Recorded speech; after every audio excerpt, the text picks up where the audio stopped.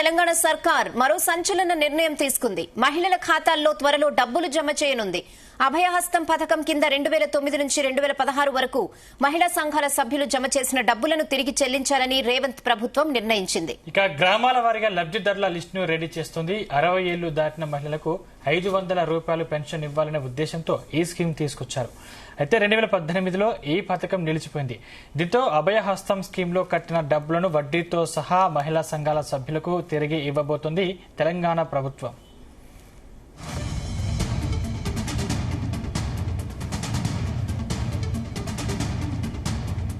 అంశానికి సంబంధించిన మరింత సమాచారం మా బ్యూరో చీఫ్ నరేందర్ అందిస్తారు. నరేందర్, రైట్ సందీప్, కొన్నేళ్లుగా నిలిచిపోయినటువంటి అభయస్థం నిధులను మళ్లీ వాళ్ళ ఖాతాలో వేసేందుకు రాష్ట్ర ప్రభుత్వం సిద్ధమైనట్టుగా తెలుస్తుంది. ఈ పథకం 2009 నుంచి 2016 మధ్యలో స్కీమ్ లాంచ్ అయింది. ఇది అభయహస్తం అనే స్కీమ్ స్వయం సహాయక సంఘాల మహిళలకు జమ చేసినటువంటి నిధులను తిరిగి వారి ఖాతాల్లో వారికి ఇచ్చేందుకు రాష్ట్ర ప్రభుత్వం నిర్ణయం తీసుకున్నట్టుగా తెలుస్తుంది. ఎందుకంటే ఈ మేరకు గ్రామీణ పేదరిక నిర్మూలన సంస్థ సెర్కు ద్వారా గ్రామాల వారిగా లెక్కలు తీస్తున్నటువంటి పరిస్థితి మనకు కనిపిస్తుంది. ఎందుకంటే స్వయం సేవకులు ఆనాడు పొదుపు చేసుకున్నటువంటి డబ్బులు చివరికి 60 ఏళ్ళు నిండిన తర్వాత వారికి పెన్షన్ రూపంగా రావాలన్నటువంటి ఉద్దేశంతో ఆనాడు ఆ స్కీమ్ ని చాలా ప్రతిష్టాత్మకంగా కాంగ్రెస్ ప్రభుత్వం తీసుకురావడం జరిగింది. మొదట్లో 2004 నుంచి 2009 వరకు రాజశేఖర రెడ్డి గారు, మళ్ళీ 2009లో రాజశేఖర రెడ్డి వచ్చిన తర్వాత కొంతకాలం తర్వాత ఆయన చనిపోయారు. దాని తర్వాత కిరణ్ కుమార్ రెడ్డి వీళ్ళు నడుస్తున్న సమయంలో ఈ స్కీమ్ ని లాంచ్ చేయడం జరిగింది. అయితే ఇక్కడ అభయహస్తం పథకానికి శ్రీకారం చుట్టిన నేపథ్యంలో ఇప్పుడు అప్పుడు కొంత బాగా సాఫీగా నడిచిన బీఆర్ఎస్ ప్రభుత్వం వచ్చిన తర్వాత దీన్ని ఆపేసి పెన్షన్ మాత్రమే పెంచింది. 2000 ఉన్న స్కీమ్ ని 4000 పెంచింది తప్ప ఆ స్కీమ్ ని పూర్తిగా ఆపేసినటువంటి పరిస్థితే మనం చూసాం. కనుక దాన్ని మళ్ళీ పునరుద్ధరించాల్సిన అవసరం ఉందని కూడా అనుకుంటుంది. అందుకనే 2009లో కాంగ్రెస్ ప్రభుత్వం అభయహస్తం పథకానికి శ్రీకారం చుట్టిన నేపథ్యంలో దాన్ని మళ్ళీ ఇదే కాంగ్రెస్ ప్రభుత్వం మళ్ళీ ఇప్పుడు రేవంత్ రెడ్డి సర్కారు వచ్చిన నేపథ్యంలో అభయహస్త స్కీమ్ ని మళ్ళీ పునరుద్ధరించాల్సిన అవసరం ఉందని కూడా భావించింది. ప్రతి మహిళా సభ్యురాలు సంవత్సరానికి 365 రూపాయలు ఆనాడు ప్రీమియం కింద డబ్బులు చెల్లించినటువంటి పరిస్థితి మనం చూసాం. కనుక సంఘ సభ్యులు 60 ఏళ్ళు వయసు దాటాక 500 రూపాయల పెన్షన్ అనేది ఒక లక్ష్యంతో ఆ రోజు వాళ్ళు ప్రభుత్వం కట్టించుకోవడం జరిగింది. ఆ స్కీమ్ అందుకనే డెవలప్ చేయడం జరిగింది.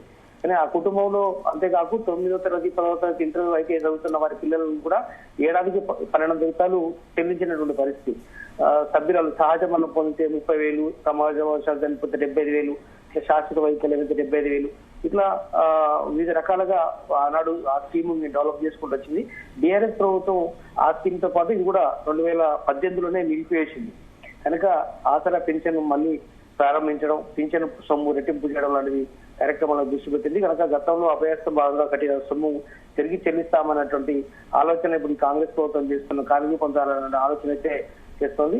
కనుక 60 ఏళ్ళు దాటిన మహిళలు ఇటు అభయహస్తం అటు ఆసరా డబ్బులు చెల్లించిన సొమ్ము రాకపోవడంతో తీవ్ర ఇబ్బందులు కూడా పడినటువంటి పరిస్థితి మనం చూసాం అన్నాడు.